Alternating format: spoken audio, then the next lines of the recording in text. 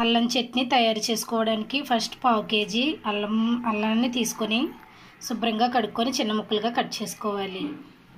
2 table స్పూన్ల పచ్చిశనగపప్పు, 3 table స్పూన్ల మినపప్పు, 2 స్పూన్ల ధనియాలు, 100 గ్రాముల ఎండుమిర్చి, 1 ఎల్లుల్లిపాయ రబ్బల్లా తీసుకోవాలి. కొంచెం బెల్లం, కొంచెం చింతపండు తీసుకొని ముందుగా నానబెట్టుకోవాలి. ఫస్ట్ స్టవ్ వెలిగించుకొని కళాయి పెట్టుకోవాలి. 3 టేబుల్ స్పూన్ల ఆయిల్ వేసుకొని పచ్చిశనగపప్పు వేయించుకోవాలి. తర్వాత మినపప్పు వేసుకోవాలి.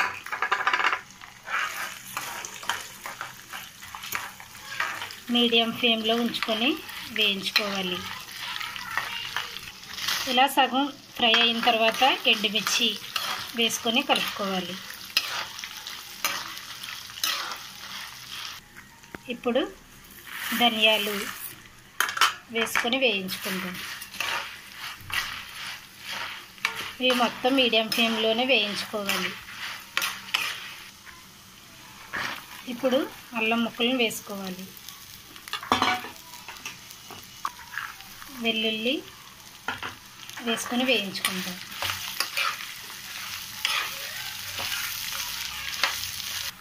అల్లాన్ని ఇలా 20 నిమిషాలు మీడియం ఫ్లేమ్లో ఉంచుకొని వేయించుకోవాలి. వేగిన తర్వాత బెల్లం వేసుకొని కలుపుకుందాం.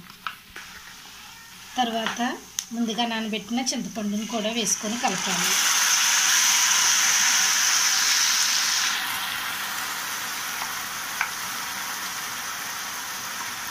రుచికి సరిపడినంత సాల్ట్ వేసుకోవాలి. కలుపుకున్న తర్వాత ఒక చిన్న టీ గ్లాస్తో వాటర్ వేసుకొని కలుపుకొని ఒకసారి ఒక 10 నిమిషాలు మీడియం ఫ్లేమ్లో ఉంచుకుందాం. మూత పెట్టుకొని మీడియం ఫ్లేమ్లో ఉంచుకుందాం. ఒకసారి మూత తీసుకొని మరలా ఒకసారి కలుపుకుందాం.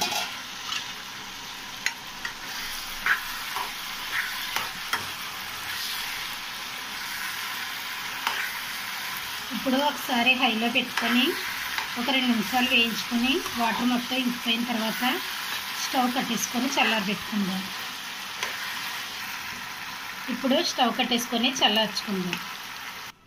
ఇలా చల్లార్చిన మిశ్రమాన్ని మిక్సీ గిన్నెలో వేసుకొని మిక్సీ పట్టుకోవాలి.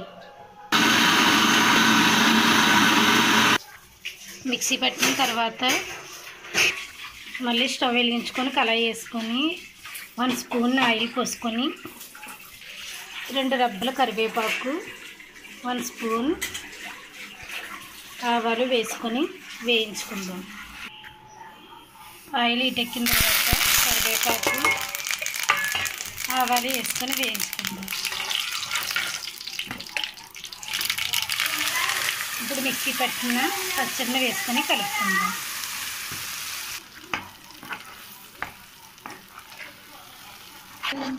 ఈ చట్నీ ఇడ్లీలోకి, దోశల్లోకి ఎంతో టేస్టీగా ఉంటుంది.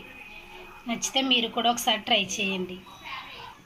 సరే ఫ్రెండ్స్, మా వీడియో మీకు నచ్చినట్లయితే లైక్ చేయండి, షేర్ చేయండి, కామెంట్ చేయండి.